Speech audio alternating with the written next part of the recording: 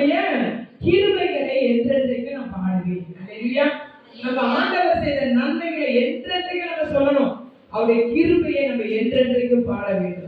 ஏனென்றால் தேவன் நம்மை நடத்துகிற விதம் அவ்விதமாய் காணப்படுகிறது. அல்லேலூயா. தலைமுறை தலைமுறையா நம்ம குடும்பம் என்ன பண்ணணுமா? கர்த்தரை பாட வேண்டும். அல்லேலூயா.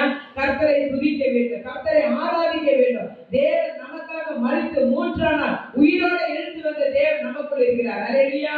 தலைமுறை தலைமுறை ஆண்டவருக்கு நம்ம நன்றி சொல்ல வேண்டும். அல்லேலூயா. ஏனென்றால் அவரை அடைச்சு வச்சிருந்த கல்லறைகள் திறக்கப்பட்டது. யாருக்காக? நமக்காக. இன்றைக்கு நம்ம இருதயம் கூட கடினமா இருக்கு. நம்ம இருதயத்தை யாராலையும் என்ன பண்ண முடியாது, திறக்க முடியாது. இந்த வைராக்கியத்தோட நம்ம வாழ்ந்து கொண்டிருக்கோம். கோபங்கள், பகைகள், வெறுப்பு, பொய், இப்படிப்பட்ட தேவையில்லாத காரியங்களை நம்ம இருதயத்தில் இருக்கும் போது எப்படி ஆண்டவராகிய இயேசு கிறிஸ்து நம்ம இருதயத்துல உயிர் தெழுந்து வர முடியும்? அல்லேலூயா. உயிர் தெழுந்த தேவன் நம்ம கூட இருக்கிறார் என்றால் நமக்குள்ள இருக்க எல்லா கசப்புகளை எடுத்து போட வேண்டும். நம்ம தேவையில்லாத காரியங்கள் நம்ம சரீரத்தில் இருக்கக்கூடாது, நம்ம இருதயத்தில் இருக்கக்கூடாது. நம்ம எப்போதும் கர்த்தரை என்ன பண்ணணுமா? பாடி ஆராதிக்க வேண்டும். அல்லேலூயா. 3வது வசனம் சொல்கிறது, என்ன தெரிந்து கொள்ளப்பட்டவனோட உடன்படிக்கை பண்ணி என் தாசனாகிய தாவீதை நோக்கி.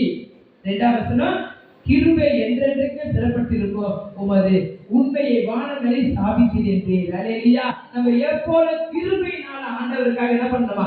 எழுப்பி பிரகாசிக்க வேண்டும். அவருடைய கிருபை மாத்திரம் நம்ம வாழ்க்கையில் இல்லைன்னா ஒன்றுமே செய்ய முடியாது. அல்லேலூயா. இன்னைக்கு கடந்து வந்த உயிர் தெழுந்த நாள்ல தேவனை துதிக்க கடந்து வந்த அனைவரையும் கர்த்தர் தாமே ஆசீர்வதிப்பார். ஆமென்.